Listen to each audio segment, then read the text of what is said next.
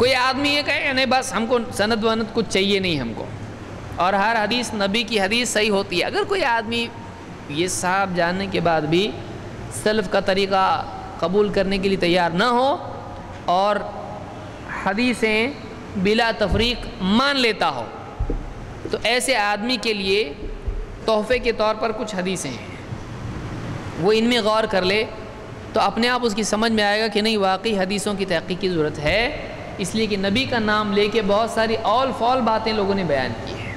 آئیے دیکھتے ہیں وہ کیا باتیں ہیں۔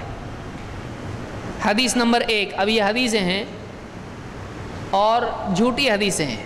مجھ کو یہ بتائیے اس سے پہلے کہ میں آگے بڑھوں، کیا حدیث جھوٹی ہو سکتی ہے؟ اور کیا اگر کوئی بات جھوٹی ہے نبی کے نام سے تو کیا اس کو حدیث بول سکتے ہیں؟ یعنی کیا وہ حدیث ہے؟ حدیث ہے جھوٹی ہے، یعنی جھوٹی حدیث کو حدیث بول سکتے ہیں؟ بول سکتے ہیں۔ حدیث کا مطلب ہے بات، تو بات سچی بھی ہو سکتی ہے چاہے وہ انسان کی ہو یا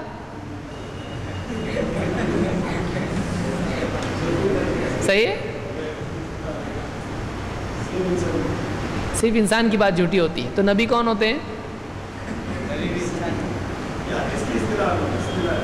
اصطلاح ہے۔ اب یہ تھوڑا علمی کچھ تو بولنے کا پھر لمبا ڈسکشن ہو جاتا ہے۔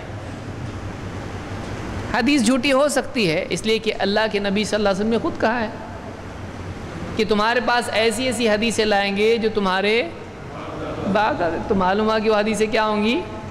جھوٹی ہوں گی۔ آگے بڑھتے ہیں، ہم اس پہ زیادہ ڈسکس نہیں کریں گے۔ حدیث ہے اور یہ جھوٹی حدیثیں ہیں۔ رأیت ربی بمنا یوم النفر، نفر کے دن حج کے سیزن میں نے اپنے رب کو مینا میں دیکھا، علی جمل ازرق، ایک نیلے اونٹ پر، علیہ جبۃ صوف امام الناس، جبہ پہنے ہوئے لوگوں کے سامنے۔ کس کو دیکھا؟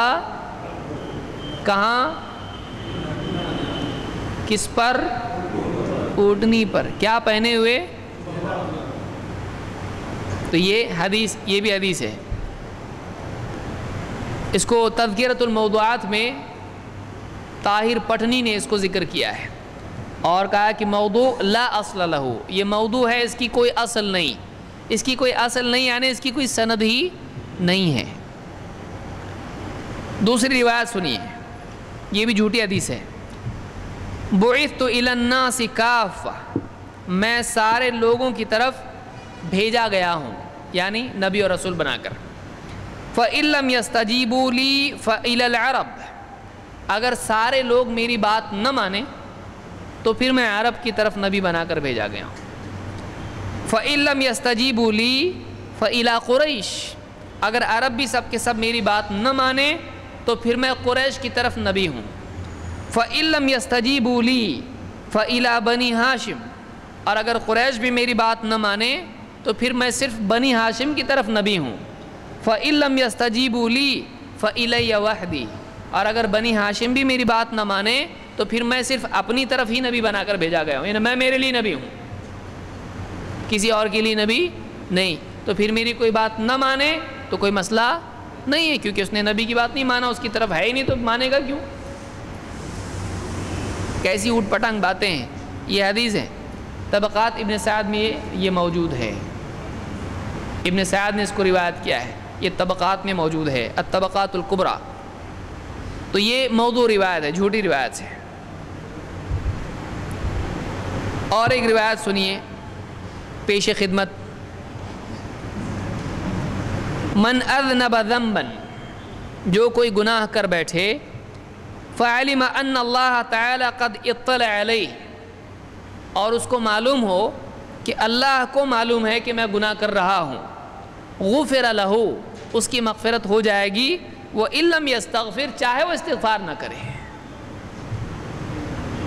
انہیں توبہ نہیں کرتا ہے، استغفار نہیں کرتا ہے، خالی اس کو اچھا اللہ کو معلوم ہے میرا گناہ، شراب پی رہا ہوں، جوا کھیل رہا ہوں، تو اگر اس کو صرف اتنا بھی معلوم ہو جائے کہ اللہ کو معلوم ہے میں گناہ کر رہا ہوں، چاہے وہ توبہ نہ کرے تب بھی گناہ کیا ہو جاتا ہے؟ کتنا اچھا ہے. تو ایجوکیٹ کرو اور گناہ گار بن جاؤ، سارا علم لے لو اور سارے گناہ کرو، خالی جانو اللہ کو معلوم ہے میں گناہ کر رہا ہوں، تو سب معاف ہو جائے گا. صحیح ہے؟ کیا ہے یہ حدیث ہے. اس کو امام الطبرانی نے روایت کیا ہے الصغیر میں، اور یہ جھوٹی روایت ہے. پھر من تعلم بابا من العلم لیعلمہ الناس ابتغاء وجہ اللہ، جس نے علم کا ایک باب سیکھا یعنی ایک سبق سیکھا، لیعلمہ الناس تاکہ لوگوں کو سکھائے، ابتغاء وجہ اللہ اللہ کو راضی کرنے کے لیے، اللہ کے چہرے کی خاطر، اعطاہ اللہ اجر 70 نبیا، اللہ تعالیٰ اس کو 70 نبیوں کا ثواب دے گا. تھوڑا ہی ہے یہ تو، 70 نبیوں کا ثواب. تو نبی کیا کرتے ہیں؟ وہی تو کرتے ہیں، لوگوں کو علم سکھاتے ہیں. تو اس نے علم حاصل کیا، ابھی سکھایا نہیں، صرف نیت کیا ہے؟ سکھانے کی. تو ایک نبی 2 3 4 70 نبیوں کی جتنی نیکیاں ہیں ان کا سارا ثواب کس کو ملے گا؟ اس کو ملے گا. تو یہ کیا ہے؟ یہ یعنی اجر میں بڑھ گیا مطلب. تو ایک نبی نے جو بھی زندگی بھر کیا، دوسرے نے، تیسرے نے، 70 نبیوں نے جو کچھ کیا سب کا سب کس کو ملا؟ جس نے علم سکھانے کی نیت سے حاصل کیا. تو ثواب میں کون بڑھ گیا؟ یہ بڑھ گیا جس نے ابھی تک سکھایا بھی نہیں کسی کو، اور وہ سکھا کے بھی گئے، تو ان سب کا ثواب اس کو کیا ہے؟ یہ کتنی عجیب چیز ہے. تو یہ دین کے اصولوں سے ٹکراتی ہے بات. ایسی باتیں بھی بیان کی. کوئی بھی انسان جتنی بھی نیکیاں زندگی میں کر لے وہ نبی سے آگے بڑھ سکتا ہے. اس کی ساری نیکیاں نبی کی ایک نیکی کے برابر نہیں ہو سکتی ہے. نبی تو دور کی بات ہے، اللہ کے نبی صلی اللہ علیہ وسلم نے کیا فرمایا؟ بخاری وغیرہ میں حدیث ہے کہ اگر بعد والے اگر احد پہاڑ کے برابر بھی صدقہ کریں تو صحابہ کے ایک مد یا اس سے کم کے برابر نہیں ہو سکتے، مٹھی بھر کے برابر نہیں ہو سکتے. تو صحابہ کی برابر ہی نہیں کر سکتا ہے بعد والا. تو آپ بتائیے نبی، اور 70 نبی، تھوڑا ہی بولا بولنے والے نے، اس کو 70 کیا کس گنتی آتی کہ نہیں معلوم نہیں اس کو. تو جھوٹی حدیثوں میں ایک عام یعنی بات یہ بھی ہوتی ہے کہ اتنا بڑا نمبر ہوتا ہے. اب بڑا بولنا تو ایک دم ہی بڑا بولو، وہ تو اچھا 70,000 نہیں بولا اس نے. 70 نبیوں کا ثواب، یہ بھی جھوٹی روایت ہے، اور تذکرۃ الموضوعات میں یہ حدیث موجود ہے. پھر ایک حدیث ہے جھوٹی، من حفظ علی امتی حدیثا واحدا کان لہ اجر احد و70 نبیا صدیقا. لو، جو آدمی میری امت کے لیے ایک حدیث محفوظ رکھے، کیا کام کیا اس نے زندگی بھر میں؟ ایک حدیث محفوظ رکھا، اس کو 71 نبی جو صدیق تھے ان کا ثواب ملے گا. 71 نبی، اس نے ایک بڑا کے بول رہا ہے، یہ بڑا بھائی دکھتا ہے پچھلے کا. تو ایک حدیث کا پہنچانے کا، محفوظ رکھنے کا ثواب کتنا ہے؟ 71 نبیوں کے برابر. جو واقعی اللہ کی طرف سے پہنچاتے ہیں ان کا ساروں کی زندگی بھر کا ثواب 71 کا اس کو مل رہا ہے. تو یہ کہاں پہنچا ہے؟ شیخ البانی کہتے ہیں یہ باطل ہے. یہ حدیث کیسی ہے؟ باطل ہے. اور آگے آئیے، اس کو ذہبی نے تذکرۃ الحفاظ میں ذکر کیا ہے. ایک اور حدیث ہے، من قرأ ربع القرآن فقد اوتی ربع النبوہ. جس آدمی نے 1/4 قرآن پڑھا، 1/4 یعنی 1/4، 4 حصوں میں سے ایک. روٹی آپ توڑتے ہیں نا، 4 ٹکڑے کرنے، ایک ٹکڑا 1/4، 4 میں سے ایک ربع. جس نے 1/4 قرآن پڑھا، یعنی تقریباً کتنے پارے ہو گئے؟ 7.5 اس کو 1/4 نبوت مل گئی. وَمَنْ قَرَأَ ثُلُثَ الْقُرْآنِ فَقَدْ أُوتِيَ ثُلُثُ النُّبُوَّةِ. جس نے 1/3 قرآن پڑھا اس کو 1/3 نبوت مل گئی. 1/3 زیادہ ہے 1/4؟ چاہیے فریکشنز آپ کو آتی کہ نہیں؟ 1/3 بڑا ہے کہ 1/4؟ 1/4 نا. کیسے؟ ہاں 3 میں سے 1 بڑا ہے یا 4 میں سے 1 بڑا؟ چلیے اچھا ہے، میتھس اچھا ہے آپ کا. وَمَنْ قَرَأَ ثُلُثَيِ الْقُرْآنِ فَقَدْ أُوتِيَ ثُلُثَيِ النُّبُوَّةِ. جس نے 2/3 قرآن پڑھا اس نے 2/3 نبوت اس کو مل گئی. یعنی 3 میں سے 2 قرآن حصے پڑھ لیا اس نے، اس کو کتنے پارے ہو گئے؟ مطلب 20 پارے جس نے پڑھا اس کو 2/3 نبوت مل گئی. وَمَنْ قَرَأَ الْقُرْآنَ فَقَدْ أُوتِيَ النُّبُوَّةِ. جس نے پورا قرآن پڑھ لیا اس کو پوری نبوت مل گئی، وہ نبی بن گیا، اس کو نبوت مل گئی. کیا ہے؟ تو قرآن پڑھنے سے کیا ملتی ہے؟ نبوت ملتی ہے. یہ روایت آداب حملت القرآن میں الآجری نے اس کو روایت کیا ہے، اور یہ جھوٹی روایت ہے. ضعیفہ میں شیخ البانی نے اس کو جھوٹی روایت کہا. اس کی سند پہ بحث کرنے کی ضرورت ہے.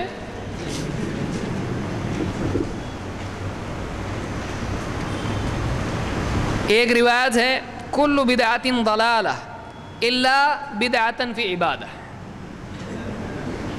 الٹا ہے، ہر بدعت گمراہی ہے سوائے اس بدعت کے جو عبادت میں ہو. ساری ٹیکنالوجی گمراہی، ہر چیز گمراہی سوائے کون سی؟ عبادت میں نیا کچھ بھی نکال سکتے، باقی کسی چیز میں کچھ نیا نہیں نکال سکتے. یہ الٹا ہو گیا ہے. تو اس میں راوی ایک الہیثم جو کذاب تھا، اور تذکرۃ الموضوعات میں طاہر پٹنی نے اس کو روایت کیا ہے. اسی طرح سے ایک اور روایت ہے جو جھوٹی روایت ہے، من اعان تارک الصلاۃ بلقمۃ. جو تارک الصلاۃ کی مدد کرے چاہے ایک لقمے سے کیوں نہ ہو، ایک لقمہ اس کو کھلا دے. فکأنما اعان علی قتل الانبیاء کلہم. وہ ایسا ہے جیسے اس نے سارے نبیوں کے قتل میں کسی کی مدد کی. بہت ہی زیادہ ہو گئے، مطلب بہت زیادہ ہو گئے. بیچارہ کسی بے نمازی کو کھلا دیا ہے. قرآن میں اللہ نے بتایا ہے، حدیثوں میں ہم کو ملتا ہے اللہ کے نبی صلی اللہ علیہ وسلم نے کفار کو کھلایا. ہاں نہیں، کھایا وہ الگ ہے، کھلایا نا ان کو.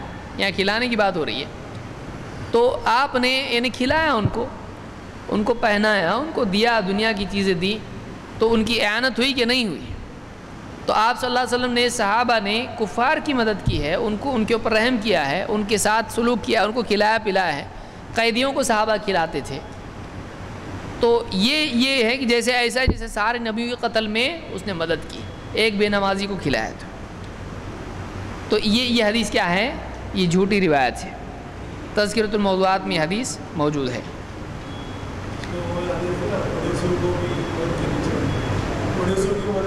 پڑوسی کی مدد کرنا چاہیے. وہی حدیثوں میں آیا کہ غیر مسلموں کی صحابہ نے اللہ کے نبی صلی اللہ علیہ وسلم نے مدد کی ہے. ان اللہ تعالی لا يعذب حسان الوجوہ سود الحدق. اللہ تعالیٰ ایسے لوگوں کو عذاب نہیں دے گا جو بڑے ہی خوبصورت چہرے والے ہیں اور جو کالی کالی آنکھوں والے ہیں. تو ایسے لوگوں کو عذاب ہوگا کیا؟ کیوں؟ خوبصورت ہے اس لیے. کیا ہے؟ تو یعنی خوبصورت لوگوں کا عذاب نہیں ہوتا اور سب افریقہ والے بیچارے سب معذب ہیں؟ کہاں سے لائی؟ تو یعنی یہ اس طرح کی حدیثیں لوگوں نے گھڑی ہیں، جھوٹی حدیث ہے. حالانکہ اللہ کے نبی صلی اللہ علیہ وسلم کی حدیث خود کیا ہے؟ ان اللہ تعالی لا ينظر الى صورکم واموالکم ولکن ينظر الى قلوبکم واعمالکم. اللہ تمہاری صورتوں کو اور تمہارے مالوں کو نہیں دیکھتا ہے، وہ تمہارے دلوں کو اور تمہارے اعمال کو دیکھتا ہے. تو صورتیں یعنی صورتوں کی بنیاد پہ فیصلے ہوں گے اللہ کی طرف سے. خوبصورت ہے تو جنت میں اور بدصورت ہے تو جہنم میں. یہ فیصلہ اللہ کی طرف سے نہیں ہے. ان اکرمکم عند اللہ اتقاکم. کتنی دلیلیں ہیں قرآن میں ہیں، حدیث میں ہیں. یہ بالکل بنیادی اصولوں سے ٹکراتا ہے. تو ان اللہ تعالی لا يعذب حسان الوجوہ سود الحدق. پھر اور ایک حدیث ہے کیا ہے؟ لا يدخل ولد الزنا الجنت ولا شيء من نسله الى 7 آباء. زنا سے پیدا ہونے والا بچہ جنت میں نہیں جائے گا، یہاں تک کہ 7 نسلوں تک نہیں جائے گا. یہ کیا ہے؟ یعنی بیچارہ کچھ کیا نہیں، اس کا قصور ہے کچھ، اس نے کیا غلطی کی، اس نے کیا گناہ کیا ہے. حدیث دوسری روایت اس بارے میں ہے کہ زنا سے پیدا ہونے والی اولاد پر کوئی گناہ نہیں ماں باپ کا، کیونکہ اسلام میں گناہ، یاد رکھیے، اسلام میں گناہ موروثی نہیں ہوتا ہے، گناہ کسبی ہوتا ہے.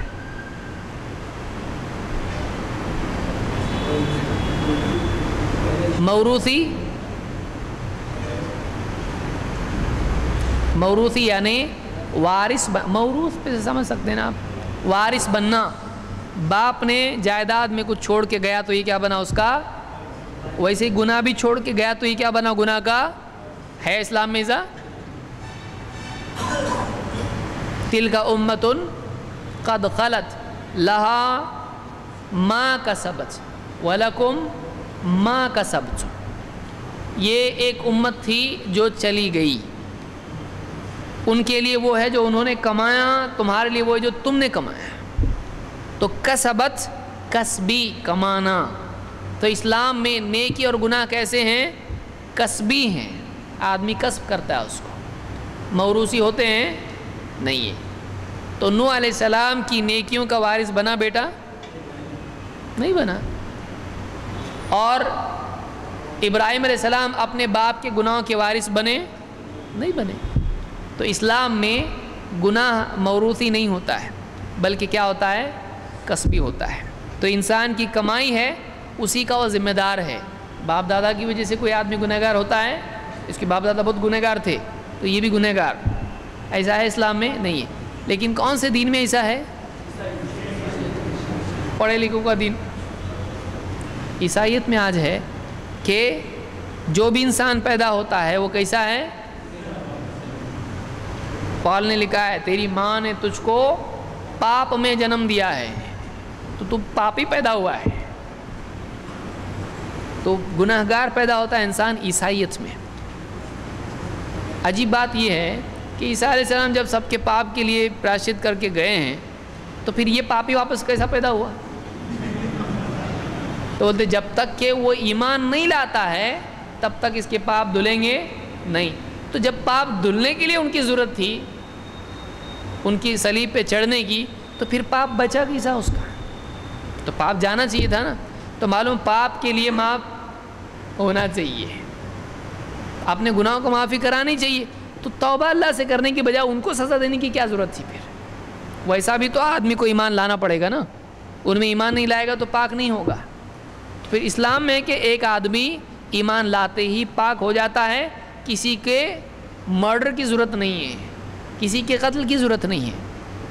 اسلام میں توبہ ہی انسان کے لیے کافی ہو جاتی ہے، کسی اور کو قتل کرنے کی ضرورت نہیں. کہ ایک آدمی نے گناہ کیا اور دوسرے آدمی کو، یہ سب سے اچھا کون ہے ذرا دیکھو مسجد میں؟ بولیے بہت اچھے اللہ والے بزرگ دکھ رہے، لو ذرا باہر خوب مارو ان کو. کیوں؟ بولے اس کو سزا ہوں گی نا تو اس کی معافی کے لیے ان کو خوب دھلائے کرو. ان کی تیار ہے نا چچا؟ ہاں تیار ہے،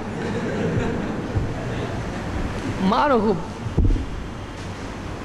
کون سا طریقہ ہے یہ؟ کہاں سے آئے؟ اور پڑھے لکھے لوگ مانتے ہیں اور زندگی بھر سمجھتے ہیں کہ کیا ہے یہ، سمجھ میں نہیں آ رہا ہے کچھ. کہ ایک آدمی کے گناہوں کی وجہ سے دوسرے کو سزا دی جائے، وہ بھی رب العالمین جو انصاف والا ہے، عدل والا ہے، وہ ایسے آدمی کو کہے جو واقعی اللہ کا نبی پاک ہے گناہوں سے. تو سزا تو اس کو ہونا چاہیے جو گناہگار ہے. کوئی اگر یہ بولتا کہ چلو اس کا سب سے گنہگار کون ہے ڈھونڈو اس کو، تب تو بھی تھوڑا سوچنے جیسا معاملہ تھا. لیکن یہ تو بالکل بھی یعنی سوچنے جیسا بھی معاملہ نہیں ہے. تو اسلام میں اصول نہیں ہے. اسلام میں آدمی گناہ کا ذمہ دار خود ہے اور وہ گناہ توبہ سے معاف ہو جاتا ہے، کسی اور پر گناہ نہیں ڈالا جائے گا. وَلَا تَزِرُ وَازِرَةٌ وِزْرَ أُخْرَى، کوئی کسی کے گناہوں کا بوجھ نہیں ڈھوئے گا. کسی پر کسی کے گناہوں کا بوجھ نہیں ہوگا جب تک کہ خود اس کے گناہ میں اس کا ہاتھ نہ ہو. اس کا ہاتھ ہے تو پھر اس کا گناہ بھی اس پہ ہوگا. ٹھیک ہے. اللہ تعالیٰ ہم کو سمجھ عطا فرمائیں اور قرآن و سنت کا علم حاصل کرنے اور تحقیقی مزاج پیدا کرنے کی توفیق عطا فرمائیں.